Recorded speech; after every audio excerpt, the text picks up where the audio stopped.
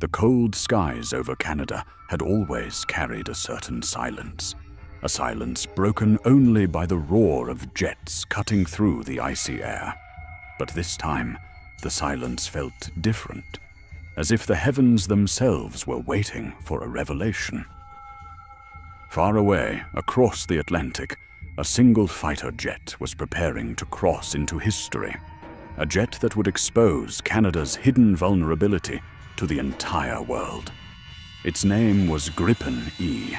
For years, Canada's Air Force had been balancing on a fragile edge. Politicians made promises, contracts were delayed, and outdated aircraft were forced to fly longer than they were ever meant to. The CF-18 Hornets, once symbols of strength, had grown old, their wings tired, their technology decades behind the world's leading powers. Every time they took to the skies, it was as though Canada's pilots carried not only the weight of their mission, but also the burden of a system that had failed them. Behind closed doors, officials whispered of accidents narrowly avoided, of spare parts scavenged from grounded aircraft, and of secret reports warning that Canada's defenses were not ready for the challenges of the modern age. Then came Sweden's Gripen E, sleek, sharp, and terrifying in its simplicity. Unlike the heavy, over-engineered giants of the United States or Russia, the Gripen was born from necessity. It was a predator designed to fight against overwhelming odds, to survive in the harshest environments, and to outthink enemies with technology rather than brute force. And when Canada allowed the Gripen into its trials, something happened that no one in Ottawa expected. The Gripen E revealed the disaster Canada had been hiding for years. The test flights began quietly. Few people outside defense circles even knew they were happening. But in the skies over the frozen north, Canada's old Hornets were pushed into mock battles with the Gripen. The outcome was brutal. Time and time again, the Gripen locked onto them before they even knew it was there. Its radar pierced through the cold mist.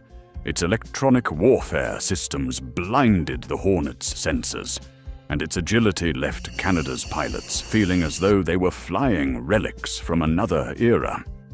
The Gripen was not just outperforming them, it was humiliating them. And the stories began to leak. One pilot, his face pale after a simulated engagement, was overheard muttering that it was like bringing a knife to a gunfight.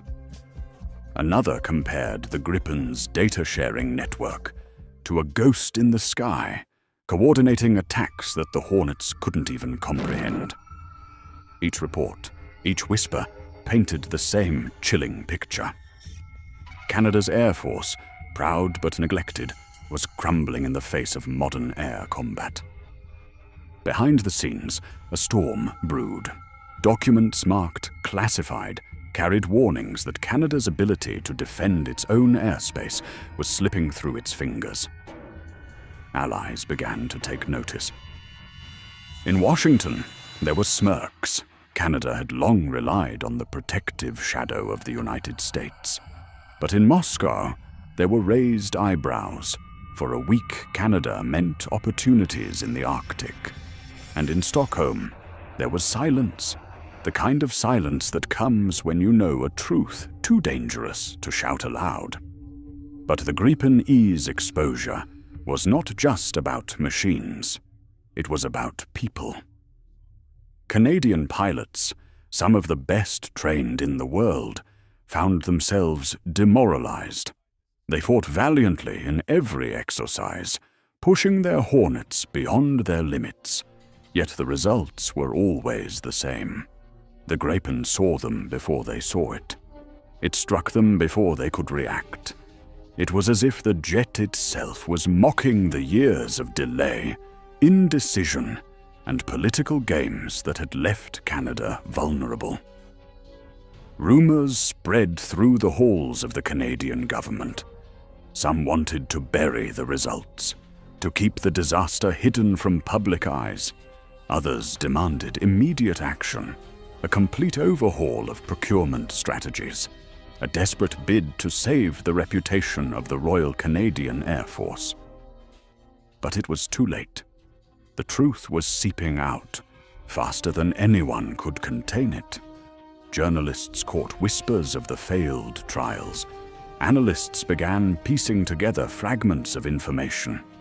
And somewhere, in the icy night sky, the Gripen E kept flying, a silent judge passing its verdict on a nation unprepared for the wars of tomorrow. The question was no longer whether Canada needed a new fighter jet.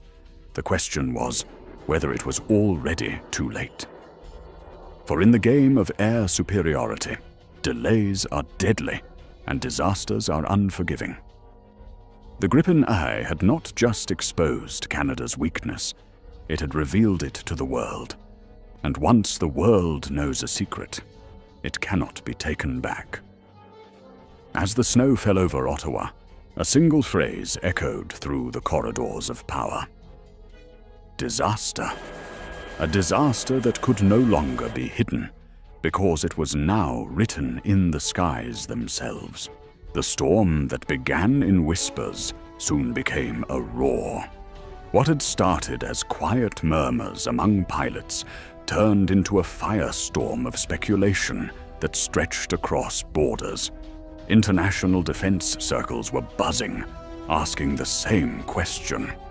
How could a nation like Canada, with its vast territory and crucial role in NATO, allow its air force to sink so deeply into crisis? The Gripen E had not just beaten the Hornets in mock battles, it had pulled the curtain back on a truth Canada desperately wanted hidden. In Europe, analysts pored over leaked performance reports. One Swedish engineer, who had worked on the Gripen's avionics, was quoted saying that the Canadian results didn't surprise him at all. The Gripen E was built for nations exactly like Canada, he said. Harsh climates, long distances, and enemies that never fight fair. The tragedy is not that the Gripen won, it's that Canada waited so long to face this truth. His words spread like wildfire, fueling debates in Ottawa and Washington alike. Canadian politicians scrambled. Some insisted the leaks were exaggerated, part of a campaign by Sweden to sell jets. Others admitted privately that the problem ran deeper than procurement. The disaster was systemic. Years of political hesitation, the obsession with alliances, and the assumption that America's shadow would always be enough to shield Canadian skies. But in the modern world, where threats could appear in seconds and missiles could be launched from beyond the horizon, shadows were no longer protection. They were traps. The Gripen E, meanwhile, became a symbol. In military circles, it was praised as the fighter that exposed a great lie, that Canada's air defenses were strong enough to stand alone. Every journalist who touched the story described the same chilling imagery. Canada's mighty skies reduced to vulnerability, its pilots flying into battles they could never win. The Air Force, once proud of its tradition, now felt like a relic locked in a dangerous present. And yet, the exposure went beyond Canada's borders. Allies began to worry. If Canada's northern shield was cracked, what did that mean for the Arctic routes opening as the ice melted? Russia had already stationed advanced Su-35s and radar systems in its Arctic bases. If Canada couldn't defend its skies, then NATO's northern flank was exposed. Suddenly, the disaster was not just Canadian. It was global. The Gripen's shadow stretched far wider than anyone expected. In military forums, anonymous insiders whispered of shocking simulations, scenarios where Russian bombers crossed into Canadian airspace met little resistance, where aging Hornets failed to intercept in time. where Allied forces had to step in because Canada's defense was too slow, too fragile. Each scenario painted the same picture. Canada had become the weakest link in the chain, a vulnerability enemies could exploit at will. The Gripen's demonstration hadn't created the disaster. It had illuminated it. The most haunting part was how simple the Gripen made it look.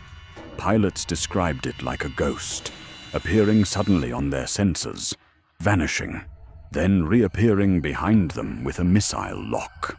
Its electronic warfare suite was like a magician's trick, twisting signals, feeding false information, making old radars believe the sky was empty even as danger closed in. Against the Gripen, Canada's Hornets weren't just outdated, they were blind. Within the Canadian forces, morale plummeted.